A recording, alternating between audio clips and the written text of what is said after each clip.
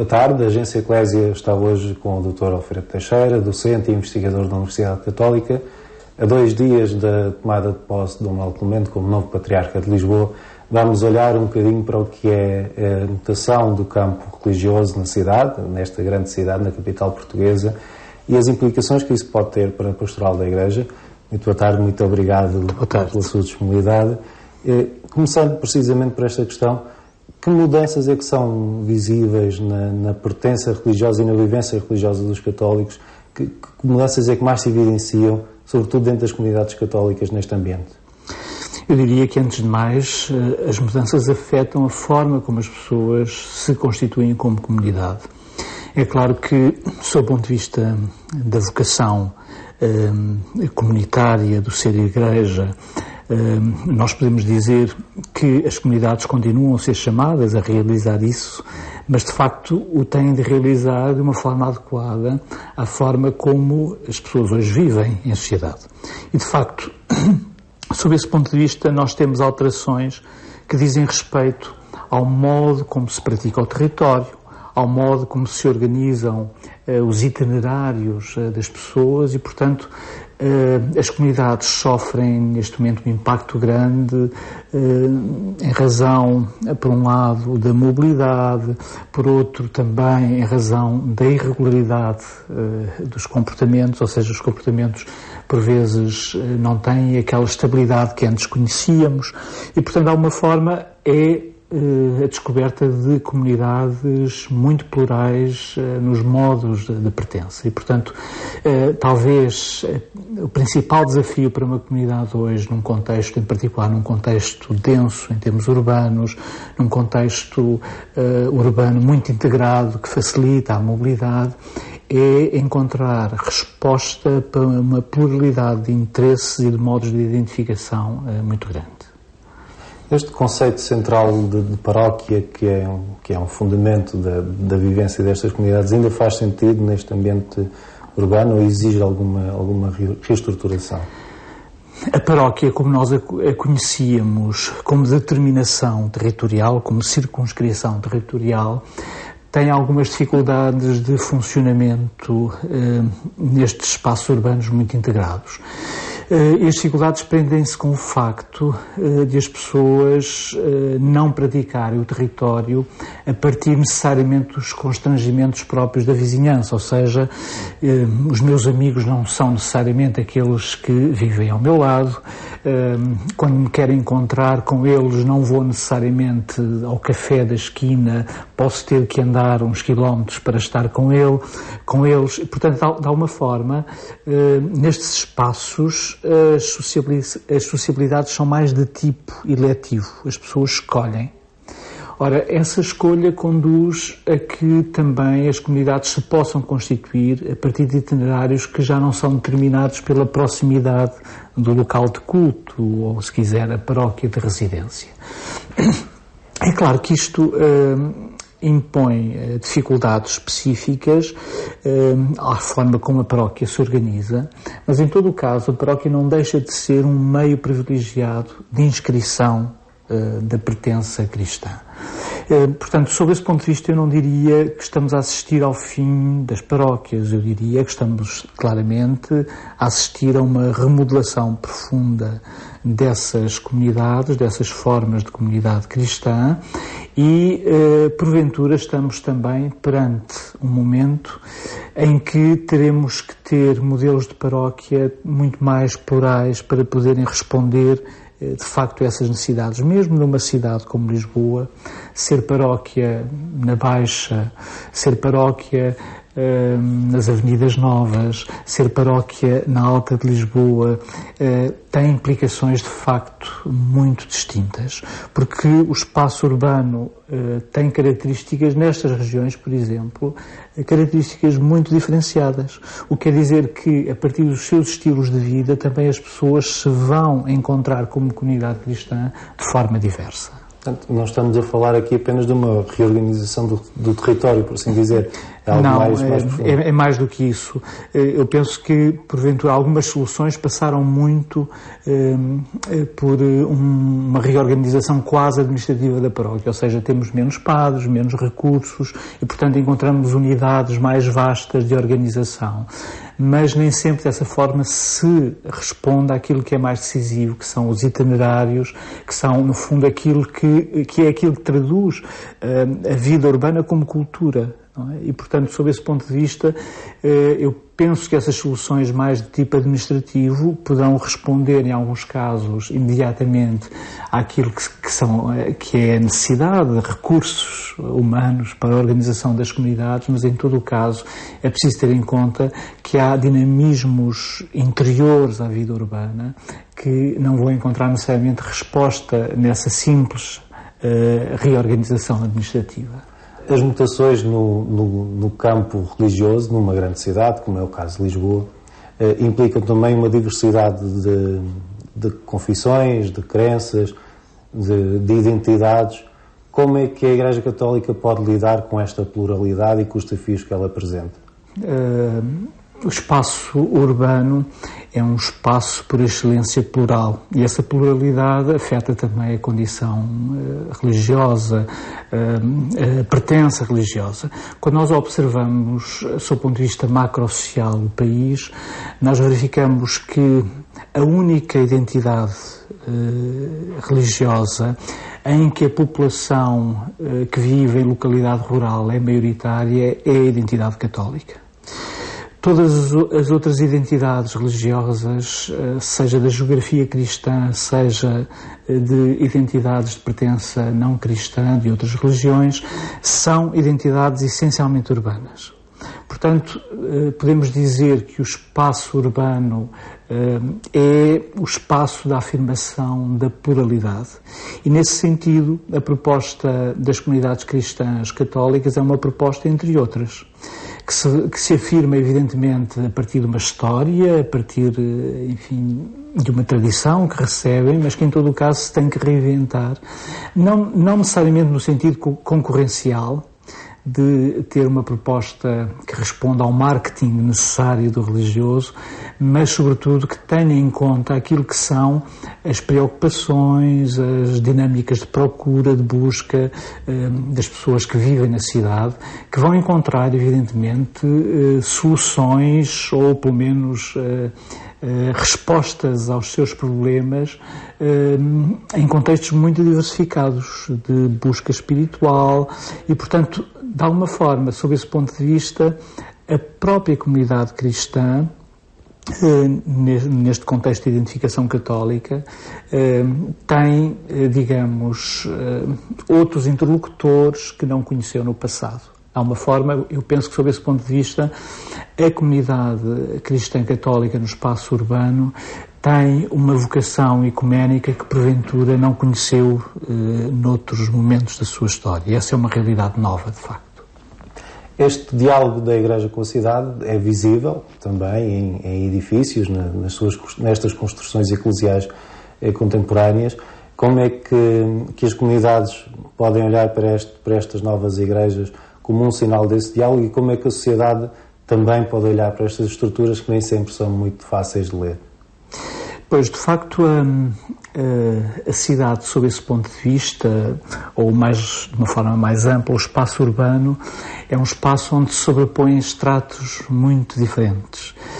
Temos arquiteturas novas, que mesmo sendo novas, em muitos casos, deixaram rapidamente de responder àquilo que é a cultura territorial que a envolve. Temos, por exemplo, alguns edifícios, templos, que marcaram, de facto, de uma forma muito importante a arquitetura religiosa da cidade e que estão em áreas, neste momento, onde residem muito poucas pessoas. Temos arquitetura histórica que teve que sofrer remodelações para dar conta daquilo que é, de facto, o dinamismo comunitário que as envolve. Portanto, eu diria que o espaço age sobre a comunidade e a comunidade age sobre o espaço. E, sob esse ponto de vista, de facto, eu penso que estamos numa altura em que é necessário, claramente, regressar a essa reflexão.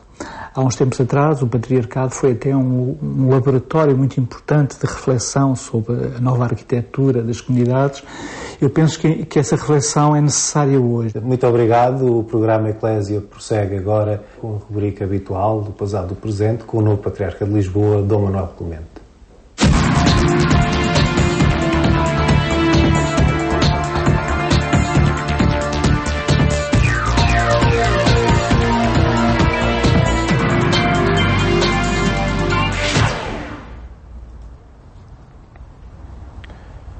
Voltamos a encontrar-nos nesta rubrica O Passado e o Presente para falar do percurso biográfico do Papa Francisco, que temos estado a fazer com Dom Manuel Clemente. Cumprimento. Muito boa tarde. Obrigado por estar uma vez mais connosco numa série de programas que gravamos aqui neste ambiente franciscano. Espaço, esta pequena floresta. Exatamente. Do convento franciscano da Luz, inspirados não é? por São Francisco. Linda por São estátua Francisco. de São Francisco de Assis. Claro que gravamos estes programas com alguma antecedência, porque, enfim, nesta semana acredito, Sr. Manuel, que seja para outras ocupações. Sim, semana imediatamente antes de... Noutros trabalhos. Noutros trabalhos. Noutros trabalhos de dentro, para poder fazer alguma coisa por fora. Que recolhimento é que se faz nestes dias? Olha, voltar sempre ao princípio, à palavra de Deus, à vida sacramental, deixar que as coisas de Cristo tomem mais conta da nossa vida, para depois também poderem, por nós, chegar aos outros, como mesmo Cristo quiser, porque a vida da Igreja resume-se assim. Para ter uma semana de retiro, esta que antecede o dia 7, 6 e 7. Teria necessariamente de ser. Teremos, por certa ocasião, noutros espaços aqui no programa Eclésia e em toda a comunicação social também de falar destes acontecimentos. Fixemos-nos então agora no Papa Francisco. Sim, o que mais importa, não é? O que mais importa é o Papa Francisco. Não sei se é o que mais importa ao nosso telespectador, mas também acredito que importa. A mim é. E o que hoje vamos olhar, e tem muitíssimo a ver com o que estávamos a dizer atrás, acerca do que é mais importante e o significado destes dias, que é algo que nessa entrevista fundamental, e ainda bem que foi retomada e publicada e está a ter imensa aceitação, que ele deu há anos como arcebispo de Buenos Aires. Ele nos diz do que é a evangelização e do que é importante, prioritário nessa mesma evangelização. Ainda antes de eu fazer algum comentário, eu peço ao Paulo para ler esse trecho da entrevista. A Igreja prega aquilo que acha que é melhor para as pessoas, que as torna mais plenas, mais felizes.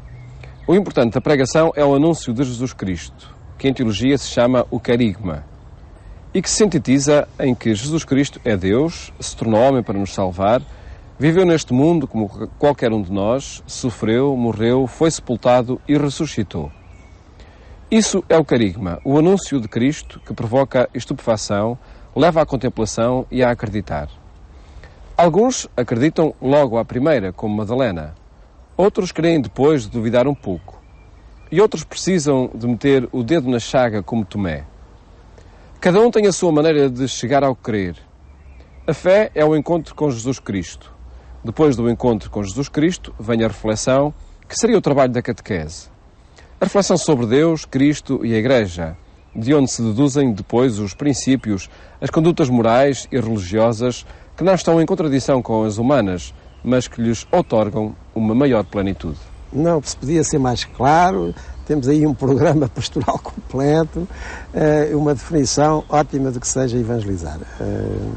Estou completamente de acordo, quem sou eu para estar, mas estou com o Papa Francisco, nessa altura Cardeal Bergoglio, acerca do que é ser Igreja e para que é que serve a Igreja e para que é que servimos nós todos como cristãos neste mundo, nesta sociedade, neste tempo. Absolutamente de acordo, e não encontraria melhores palavras para o exprimir.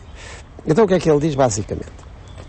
A ação da Igreja existe porque há homens e mulheres cristãos, onde nós certamente os integramos, convictos de que Jesus Cristo, o que Ele diz, o que Ele faz, eu não estou a pôr no passado, estou a pôr no presente, o que Ele diz, o que Ele faz, importa, é necessário para a felicidade das pessoas. Isto é fundamental. Eu julgo que se nós não estivermos convencidos disso, antes mais para nós e ao mesmo tempo para os outros, como Igreja não estamos a fazer coisíssima nenhuma.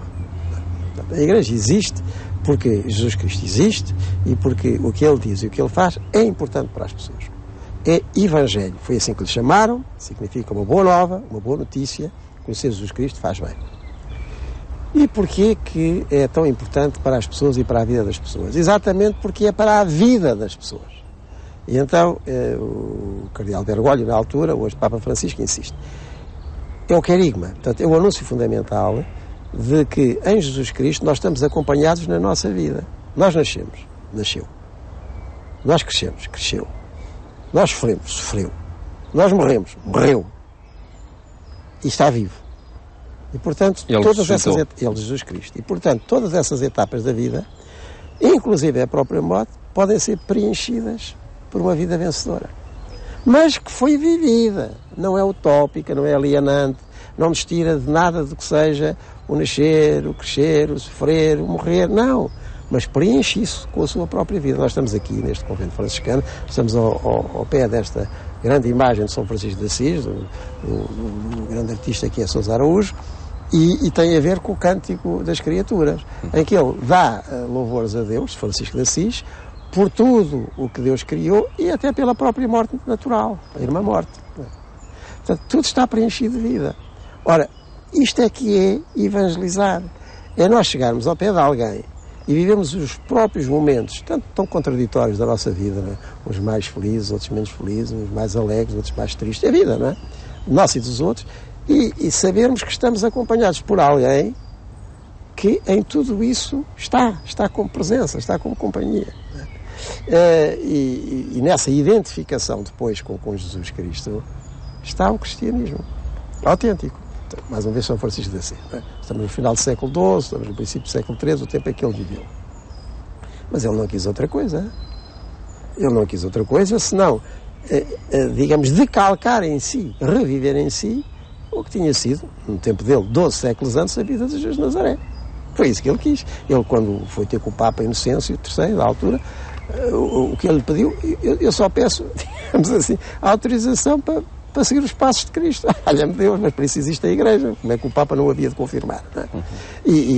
O Papa Francisco chama-se assim, quis chamar assim, mas é jesuíta, não é? Mas o que é que fez Santo Inácio no século XVI? Os exercícios espirituais, o que foram, se não é Inácio de Loyola, um trabalho interior e depois exterior de conformação com o que ele descobriu ser a vontade de Deus e passar inteiramente para o lado de Jesus Cristo. Não é? Escolher a sua bandeira.